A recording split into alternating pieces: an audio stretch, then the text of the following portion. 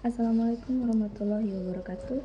Om Swastiastu, Shalom, Namo Buddhaya, dan salam kebajikan. Perkenalkan, nama saya Kadek Yuli dengan NIM A12125100006.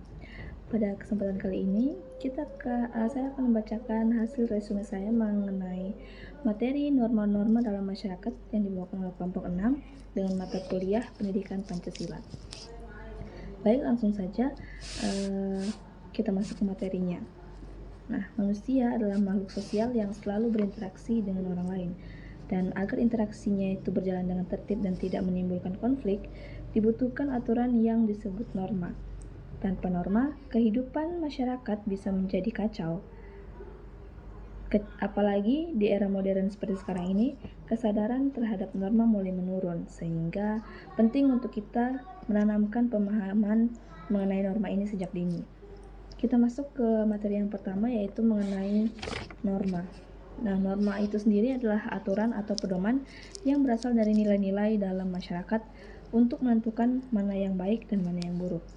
Nah, norma itu sendiri mengatur perilaku manusia dalam berinteraksi dengan sesama dan lingkungannya, serta norma itu berisi perintah dan larangan yang bersifat mengikat. Adapun jenis-jenis norma berdasarkan sifatnya itu ada dua. Yang pertama ada norma formal dan yang kedua ada norma non formal. Nah, norma formal itu sendiri artinya aturan resmi yang dibuat oleh lembaga atau negara. Contohnya seperti hukum. Nah, sedangkan norma non formal itu adalah aturan yang tidak tertulis yang hidup dalam masyarakat seperti kebiasaan atau adat. Dan jenis-jenis norma berdasarkan daya pengikatnya itu juga ada 4. Yang pertama itu ada usage atau cara. Nah, cara ini adalah kebiasaan sederhana dan sanksinya ringan. Yang kedua ada folk voice atau kebiasaan. Nah, kebiasaan ini itu adalah perilaku yang sering dilakukan dalam masyarakat. Yang ketiga ada custom atau adat istiadat. Nah, ini itu adalah kebiasaan yang sudah mengakar dan lebih kuat.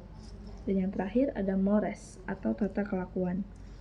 Norma ini adalah norma yang berkaitan dengan moral dan sanksinya itu bisa lebih tegas. Ada pula jenis-jenis norma dalam masyarakat. Yang pertama itu ada norma agama, yang kedua ada norma kesusilaan, yang ketiga ada norma kesopanan, yang keempat ada norma hukum. Nah, norma agama itu adalah norma yang bersumber dari ajaran Tuhan, yang itu sendiri itu bersifat mutlak dan harus dipatuhi. Dan yang kedua itu adalah norma kesusilaan. Nah, norma kesusilaan ini itu adalah norma yang berasal dari hati nurani tentang baik dan buruk kelakuan seseorang. Nah, yang ketiga ada norma kesopanan. Norma kesopanan ini tuh berkaitan dengan tata krama kita dalam bergaul. Dan yang terakhir itu adalah norma hukum.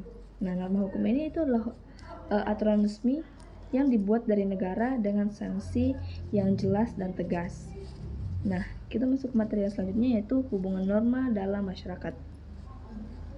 Nah, semua norma itu saling berkaitan dan saling melengkapi.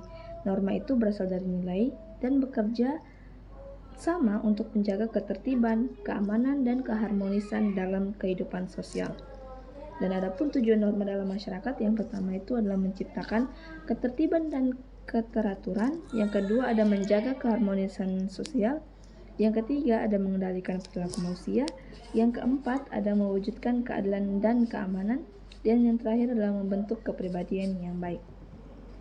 Baik, itu saja yang dapat saya sampaikan dalam materi kali ini mengenai norma-norma dalam masyarakat yang telah dibawakan oleh kelompok 6. Apabila ada kesalahan kata, saya ucapkan mohon maaf dan terima kasih sudah menonton video ini. Sekian dari saya, terima kasih.